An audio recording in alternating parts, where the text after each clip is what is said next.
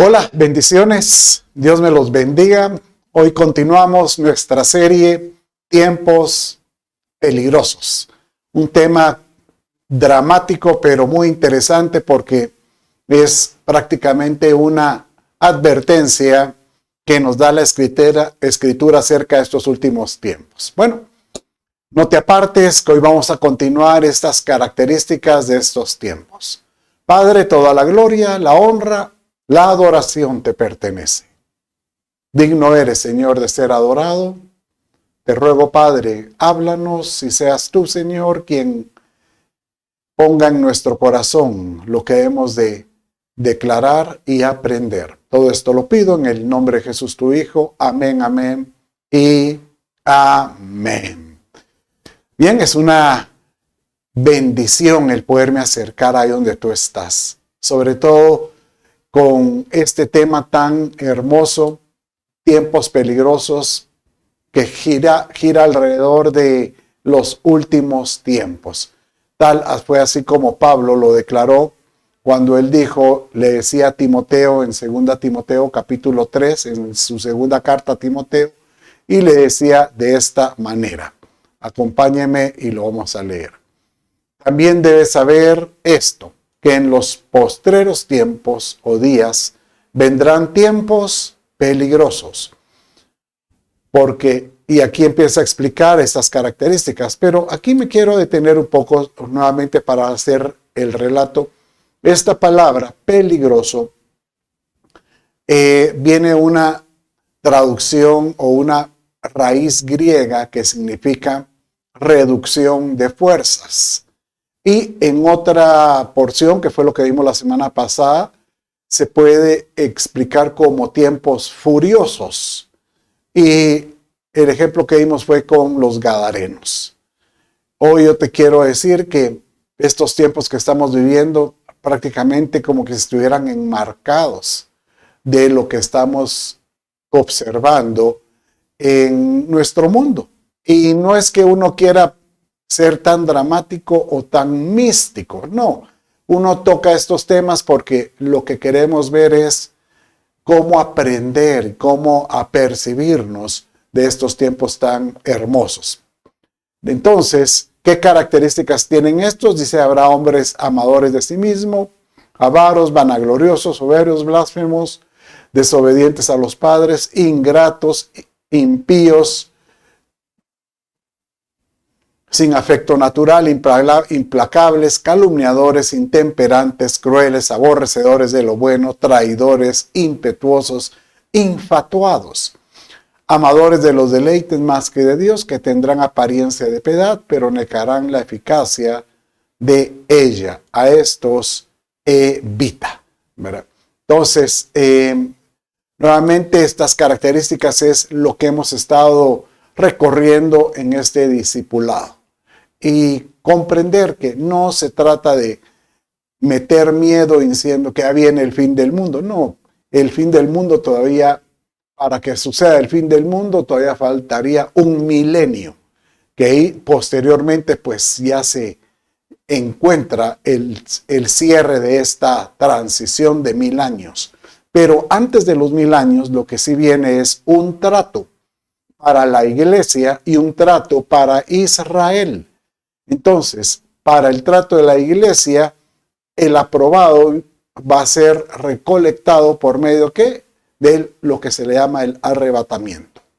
Pero para el trato con Israel, después de una tribulación y una gran tribulación de 7 años, viene la segunda venida de Jesucristo a establecer su reino y acompañado con su iglesia, con la cual se desposó. Entonces, ¿cuándo va a suceder esto? Bueno, el mismo Señor Jesús él advirtió acerca de características de estos últimos tiempos o periodos. Y encontramos en Mateo 24, cuando él hace esa referencia de esta manera. Porque como en los días de Noé, así será la venida del Hijo del Hombre. Y dice posteriormente qué características había en los tiempos de Noé. Y el Señor vio que era mucha la maldad de los hombres en la tierra, y que toda la intención de los pensamientos de su corazón era solo hacer el mal. Entonces, prácticamente uno dice, pero como que si le estuviera escribiendo a los tiempos actuales. Y aunque alguno esté comentando, pero es que violencia siempre ha habido en la tierra. Acuérdese de las tierras en Europa, las tierras, la Primera Guerra Mundial, la Segunda Guerra Mundial. Por supuesto que han habido casos de violencia, pero muy, llamémosle, particulares. Pero ahora se mira una violencia generalizada. No solo es la maldad de hacerle daño a las personas, sino la maldad, por ejemplo, a lo que es pervertir el modelo, por ejemplo, familiar. La posición del hombre, la posición de la mujer, la relación padres o hijos. Entonces, de esa manera hallamos que vivimos en una época en que la maldad ha llegado a niveles increíbles. Y esto pues sigue yo no le llamaría en su apogeo, pero sí va a seguir desarrollándose de una forma mucho más fuerte. Bueno, entonces, como lo he hecho en diferentes discipulados y lo expliqué la semana pasada, si usted no vio el tema de la semana pasada, le encargo, le suplico, hágalo, le va a ayudar muchísimo y vamos a aprender. Vimos acerca de cómo se han aparecido amadores de sí mismos, los avaros, vanagloriosos, soberbios, blasfemos. Y hoy vamos a ver lo que son los desobedientes a los padres, ingratos, impíos, sin afecto natural y aquellos que son implacables. Entonces, prepárese. Mi recomendación es agarre un cuaderno y escriba, o su celular, pero escriba. No tanto porque usted diga es que lo voy a repasar posteriormente, no. El principio por cual uno escribe es para poder retener. ¿Sabe usted que cuando uno oye algo, uno lo retiene un X porcentaje?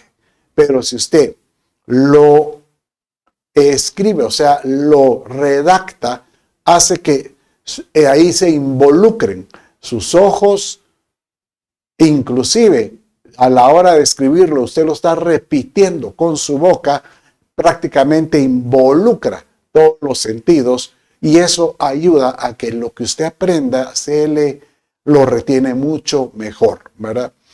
Entonces, escriba, por favor. Bueno, entonces, siendo así, vámonos ahorita a la primera característica que nos compete el día de hoy.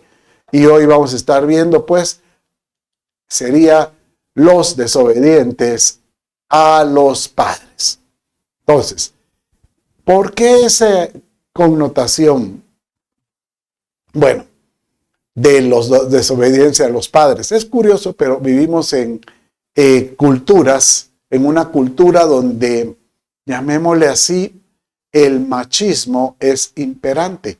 Y esto hace que existan en muchos hogares el corazón rebelde del joven, pero es porque crece en un hogar de mucha violencia. Entonces, el Señor mismo, cuando Él relata o cuando Él le habla al profeta Malaquías, que fue el último libro por el cual Él se expresó y quedó registrado, Él hace mención de varias sanciones al pueblo de Israel de lo que ellos habían dejado de hacer. Pero al mismo tiempo cierra diciendo que en los últimos días iba a suceder este ejemplo de la desobediencia de los hijos para con los padres.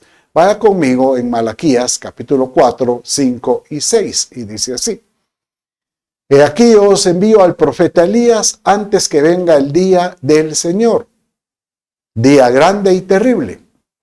Él hará volver el corazón de los padres hacia los hijos y el corazón de los hijos hacia los padres. No sea que venga yo y hiera la tierra con maldición.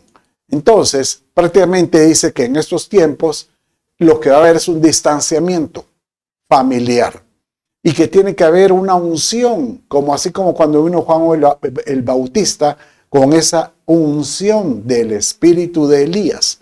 En estos últimos tiempos tiene que haber una unción para la restauración de estas relaciones. Incluso hace mención ese verso que si esto se deja, no se corrige, la tierra va a ser maldecida. Cuando el Señor Jesucristo vino, quien lo antecedió o quien le preparó el camino fue Juan el Bautista. Y cuando vino el ángel, o por así decirle,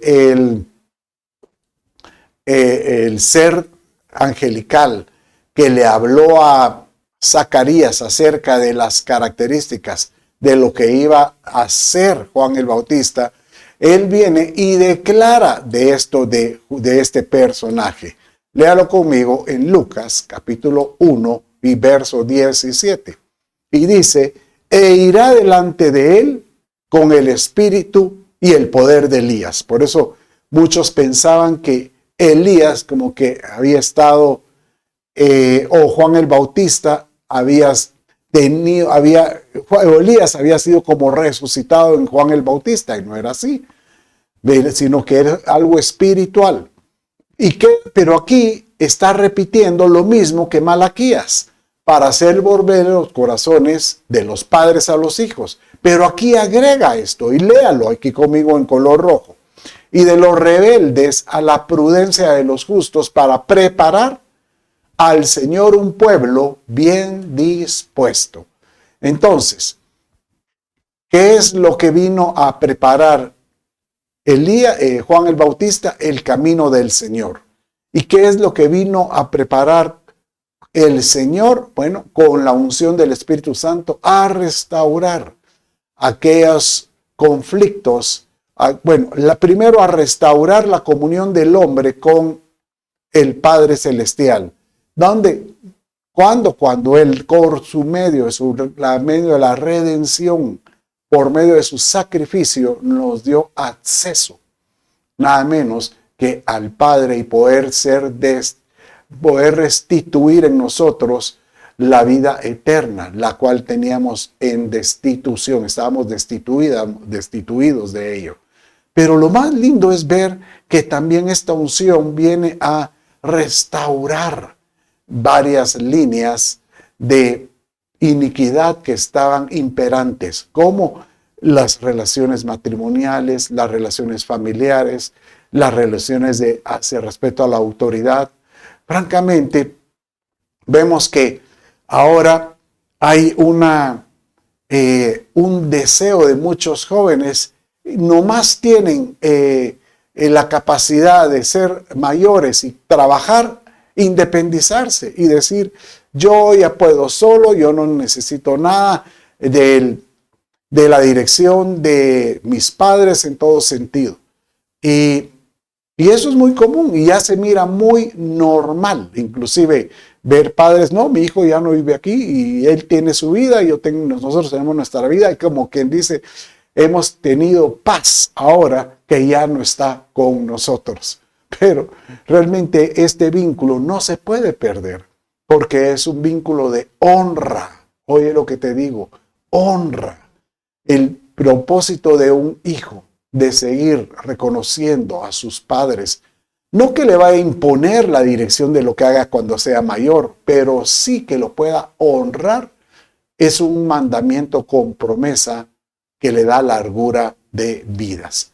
¿Qué sucede? Aquel que deshonra o se vuelve desobediente a esa honra hacia los padres, pues prácticamente tiene el riesgo de estar creando un pecado que está tipificado. Pablo habló de ese pecado como si fuera un pecado mortal. Léalo conmigo y leamos cómo dice en Romanos capítulo 1, 30 y 32. Hablando acerca de los que se van a levantar generaciones de murmuradores, detractores, aborrecedores de Dios, injuriosos, soberbios, altivos, inventores de males. Y aquí compara a estos como desobedientes a los padres, compara con que sean necios, desleales, sin afecto natural, implacables, sin misericordia, quienes habiendo entendido el juicio de Dios, que los practican. Mire, y aquí es muy importante, póngale atención, que los que practican estas cosas son dignos de muerte. No solo las hacen, sino que también se complacen con los que las practican. En otras palabras, no solo, aquí alguno dirá, no, yo sí respeto, yo no tengo ninguna de estas características feas, llamémosle así, yo soy obediente a mis papás, pero dice, me complazco de ver otro cómo es desobediente a los padres, es como quien dice, aquel sí logra hacer lo que yo deseo. Y prácticamente es como estar, pues, cumpliendo, haciendo ese pecado. Y eso no es correcto, ¿verdad? Bueno, entonces, ¿qué hay que hacer, Señor? Ayúdanos a darnos la sabiduría para poder ser, en ciertas maneras, honrar a nuestros padres. No solo padres naturales, sino padres espirituales. Bueno, miremos otra de las características que menciona la Escritura y de los que habla estos últimos tiempos. Y habla de los que son ingratos. Ingratos. Dice que el ingrato, bueno, por espejo, es que el que tiene gratitud. El que tiene gratitud es que es agradecido. Pero el ingrato es entonces un desagradecido. Y realmente cuando miramos entre las características que Pablo habló a los romanos en esta carta, él hace mención acerca de la ingratitud que hay en estos corazones. Dice así, porque desde la creación del mundo, dice Romanos capítulo 1, verso 20, desde la creación del mundo, sus atributos, hablando de los atributos de Dios, invisibles, su eterno poder y divinidad se han visto con toda claridad, siendo entendidos por medio de lo creado, de manera que no tiene excusa. En otras palabras, dice que nosotros tenemos que sencillamente ver la naturaleza, ver la creación misma, ver las cosas que no se miran. Por ejemplo, los planetas que los alcanzamos a ver como puntitos. Todo esto, dice, habla de su eterno poder, habla de la creación misma, y no hay excusa para decir que Dios no tiene el control. Estaba en le voy a contar esta anécdota, estaba esta semana predicando en un lugar y platicando después con uno de los oyentes, él me decía que no hay como tener motivos para dar gracias a Dios.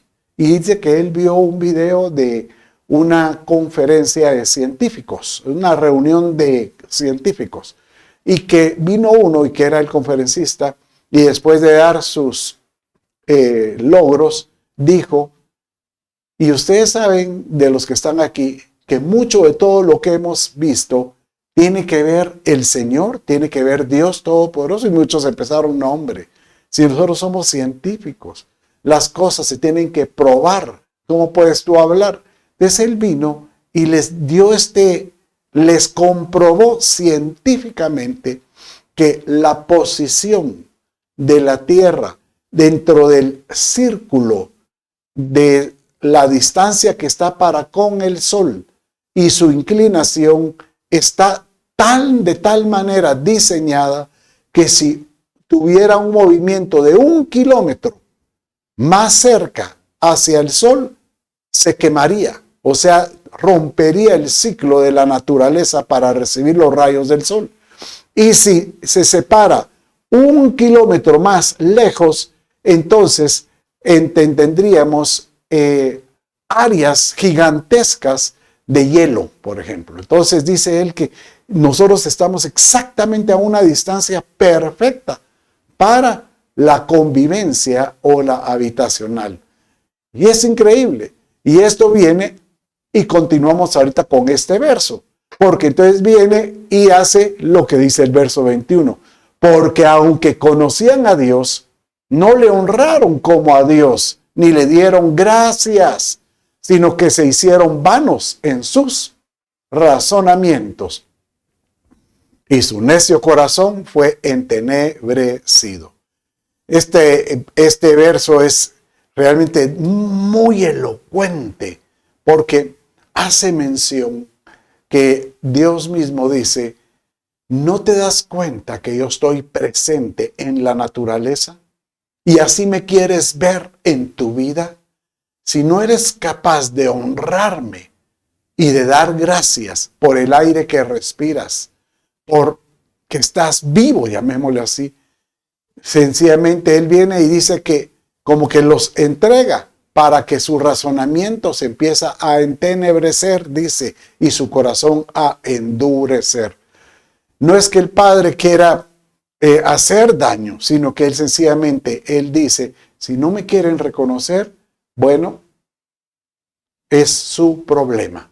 Miremos este otro caso cuando el Señor mismo les recordaba a los hebreos, por ejemplo, en su recorrido de Egipto a la tierra de Canaán, que fueran agradecidos, que no se olvidaran de la bondad de Dios.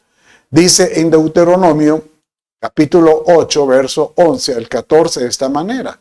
Cuídate de no olvidar al Señor tu Dios, dejando de guardar sus mandamientos, sus ordenanzas, sus estatutos que yo te ordeno hoy.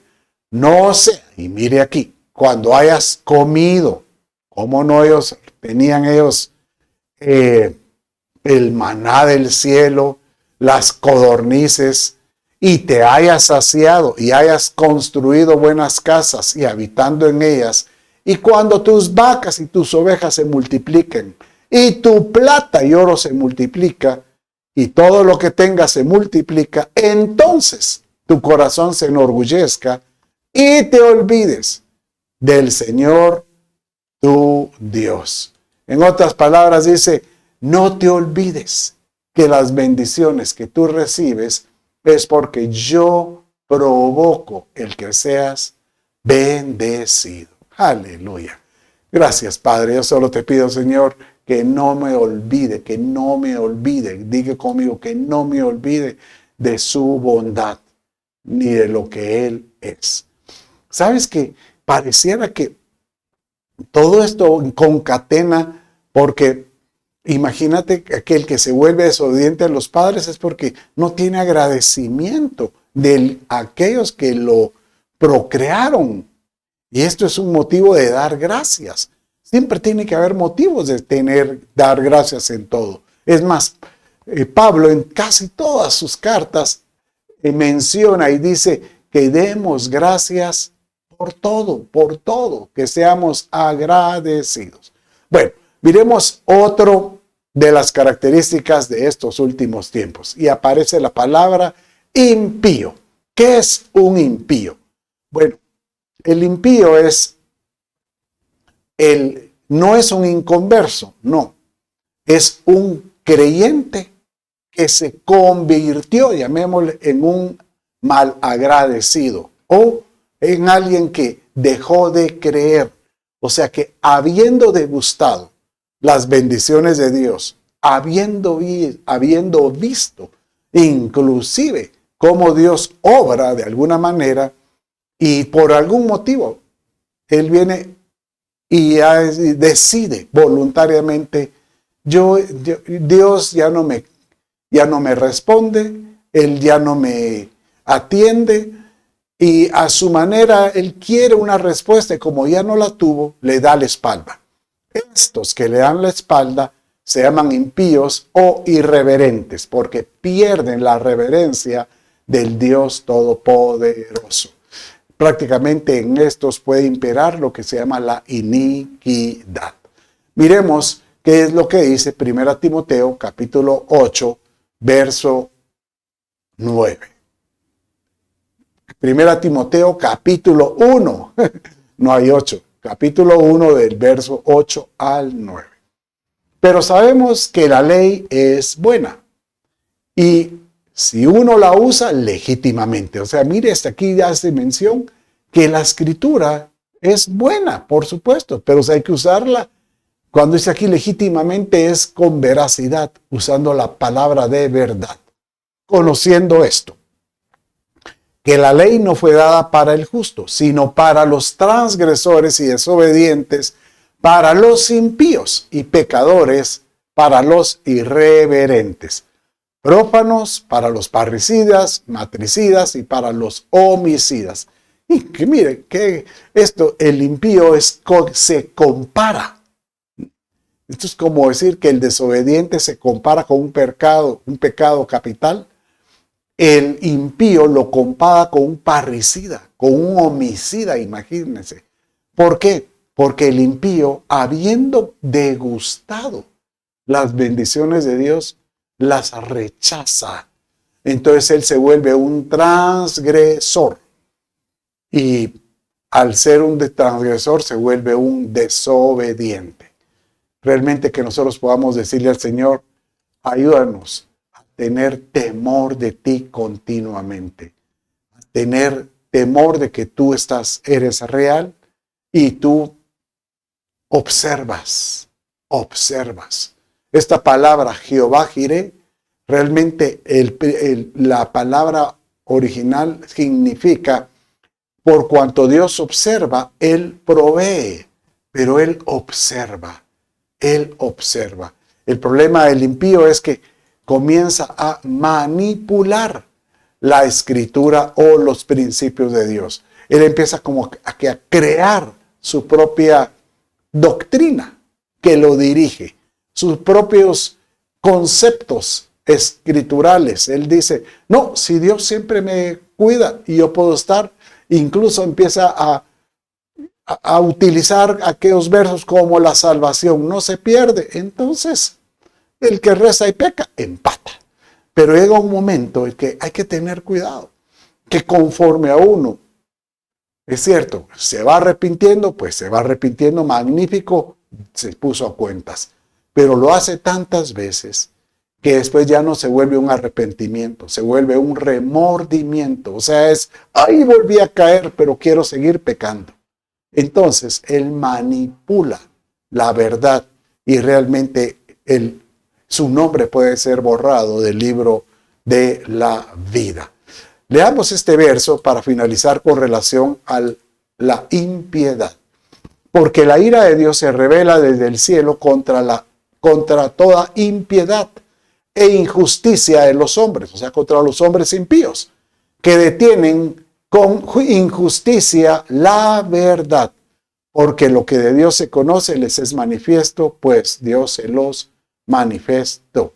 En otras palabras, lo que está diciendo es que el impío se vuelve un transgresor de la ley, se vuelve alguien que manipula lo que Dios dice, y de esta manera prácticamente el impío se vuelve mucho bla bla, o llamémosle así, se vuelve una persona que su palabrería, aunque convence, pero a veces no puede ser tan convincente. Dice en 2 Timoteo 2, 15 y 16, procura con diligencia presentarte a Dios aprobado, como obrero que no tiene que avergonzarse, que usa bien la palabra de verdad, mas evita las palabras vanas y palabrería, porque conducirán más y más a la impiedad. O sea, en otras palabras, lo que he estado diciendo es que aquel que no se presenta de una forma aprobada, no tiene un arrepentimiento de corazón, realmente sus palabras se vuelven prófanas, vanas, y esto pues lo convierte en un impío. Bueno, sigamos ahora con el otro característica de estos últimos tiempos. Y dice, sin afecto natural. ¿Qué es eso del afecto natural? Nosotros por naturaleza estamos diseñados para recibir afecto. O sea, el normal es un humano es normal que cuando él nace recibe el afecto, por ejemplo, de unos padres. Una madre que le da de mamar, eso es un afecto natural, muy normal. Padres que le dijen, mi niñito, te amamos, te bendecimos, eso es natural. Pero cuando por naturaleza se pierde esa relación, algo sucede. Y esto sucede en estas personas de estos últimos tiempos, que realmente ya no tienen sensibilidad, ya no se vuelven tan, llamémosle así, estrechos, ya pierden la relación, por ejemplo, de hermano, hermandad.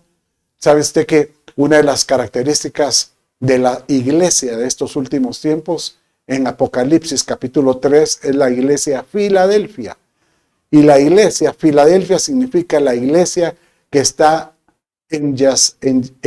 entrelazada por filos, por un amor que nos mantiene unidos. O sea que la característica de la iglesia en los últimos tiempos es que debe estar estrechada con lazos de amor.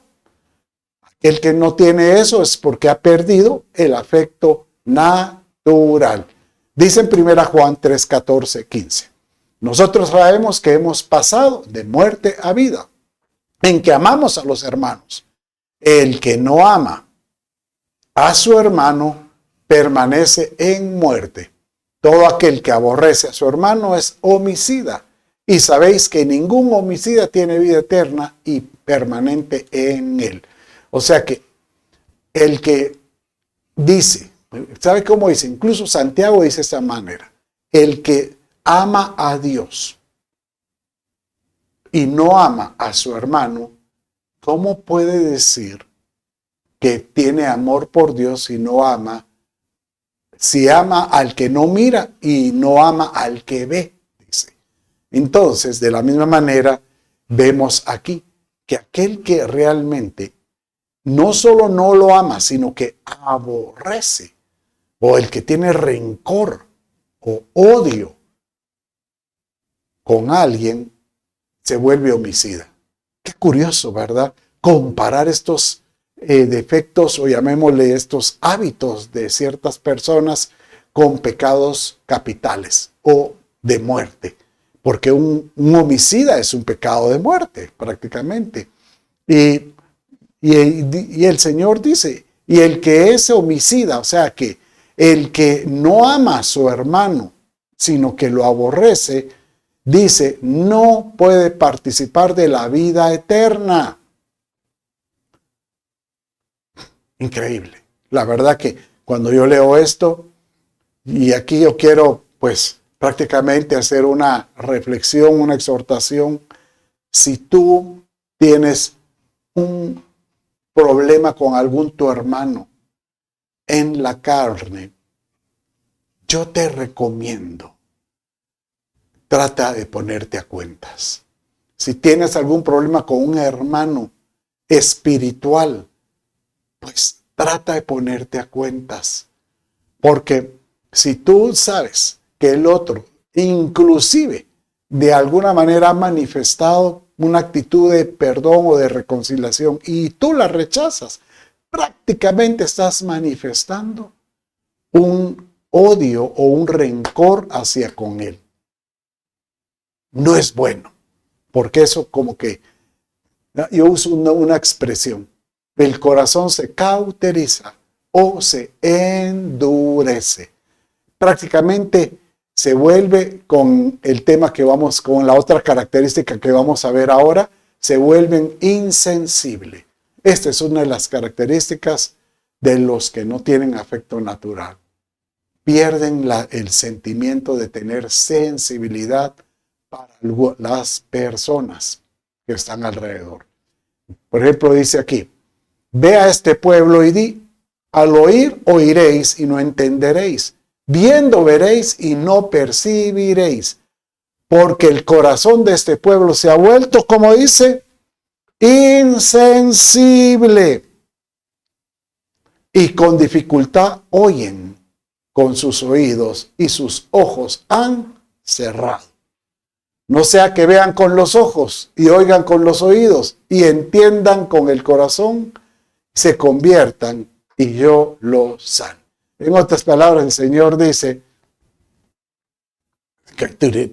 qué duro, porque aquí el Señor prácticamente está diciendo que hay algunos que Él preferiría por su orgullo, por su altivez, quisiera verlos de lejos. Y mejor si no se arrepienten, porque no los soporto. El corazón que se vuelve insensible a amar lo que Dios ama es algo muy delicado, porque prácticamente no tiene, llamémosle así, él no tiene ese discernimiento del Espíritu que quiere poner en nosotros para que nosotros podamos entender, para nosotros poder amar, y ya no se logra. Bueno, mis amados, ya recuerden, hemos estado viendo hoy algunas de las características muy interesantes: aquel que es desobediente a los padres, aquel que es impío, aquel que es insensible, ¿verdad? Y hoy vamos a ver el último que nos toca, es los implacables. Pareciera un nombre de alguna serie, Los Imposibles, pero hay implacables. ¿Qué es el implacable? Aquel que es inflexible, aquel que es duro de corazón, aquel que no lo mueves por nada porque él está, pero firme en lo que él cree. Pero qué bueno que fuera en las cosas espirituales. Qué bueno que tú dijeras, yo soy firme en ser santo y en vivir en santidad. Yo soy inflexible a cara al pecado. Buenísimo fuera que así fuera. Pero el implacable es aquel que su religiosidad muchas veces, su conocimiento teológico, no lo hace tener misericordia. Increíble. Bueno, pero leamos qué dice en 1 Juan, capítulo 3, 17 y 18. Pero el que tiene bienes de este mundo y ve a su hermano tener necesidad, ¿cómo mora el amor de Dios en él? Hijitos míos, no amemos de palabra ni de lengua, sino de hecho y en verdad. En otras palabras, lo que aquí dice el verso es, si tú no tienes misericordia del necesitado, prácticamente eres una persona inflexible, implacable, difícil de vertirte en las personas. No hay como tener nosotros un corazón dócil. ¿Por qué a veces el Señor dice, hay corazones que son como de piedra, que aunque la palabra trata de caer, es como la semilla que cae a la orilla del camino? Rápidamente, pues, se la comen las aves. O la semilla, la palabra de Dios, que es figura de la semilla, cae entre las piedras. Rápidamente, pues, no echa raíz, o si echa un poco de raíz, rápidamente el sol la quema. O aquellos que están a la orilla del camino, caen la semilla a la orilla del camino, pero está mezclada con la zarza y otras plantas. Prácticamente estas mismas plantas apagan esa planta que quiera salir. Lo importante es que la palabra de Dios a nosotros nos haga sensibles. Diga conmigo, que su palabra me haga ser sensible y no falto de misericordia. Mire cómo dice Santiago capítulo 2, verso 13. Qué lindo este verso, muy interesante, dice. Porque juicio sin misericordia se hará con aquel que no hiciere misericordia, y la misericordia triunfa sobre el juicio. Qué increíble. la misericordia triunfa sobre el juicio. O sea que el juicioso es aquel que señala o es aquel que dictamina. Así es. Pero si lo hace, él te sanciona porque él sabe mucho, porque él conoce mucho. Pero si él sanciona con un corazón sin misericordia, dice que él será juzgado sin misericordia también. Para finalizar, yo quisiera hoy decirte, seamos misericordiosos, porque el misericordioso se vuelve sensible, rompe la insensibilidad, rompe el ser implacable, el ser duro, pedirle a Dios, Señor, dame un corazón misericordioso. Y a veces uno diría, es que lo que pasa es que si yo muestro misericordia, la gente va a abusar de mí y me va a querer poner el pie. Pero yo te quiero decir, ¿qué más vale? Mejor tener el carácter de Cristo, ser radical, firme en tus creencias, pero tener bondad para con los demás.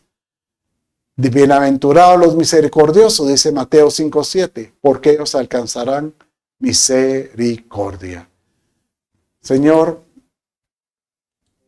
yo te ruego que esta enseñanza de hoy llegue al corazón y que nos obligue a honrar a nuestros padres, Padre mío, amarlos en todo sentido.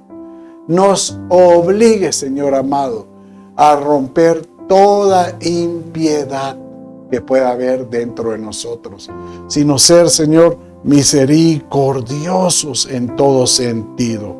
Padre mío, que podamos ser agradecidos, tener un corazón con agradecimiento, Padre. Te pido, levanta un pueblo que tenga afecto natural, que pueda amar y sea sensible a las cosas de Dios en todo sentido. De esta manera, Señor, rompemos toda dureza que pueda haber en el corazón de los hombres. Señor, yo bendigo a cada uno de los que me están escuchando. Si alguno tiene necesidad, suple, Padre. Si alguno tiene problemas económicos o problemas de salud, sana, te lo ruego. O problemas en su hogar o en su trabajo, en relaciones, Señor amado, dale gracia y favor, te lo ruego. Todo esto lo pido en el nombre de Jesús, tu Hijo. Amén. Dios me los bendiga. Bendiciones.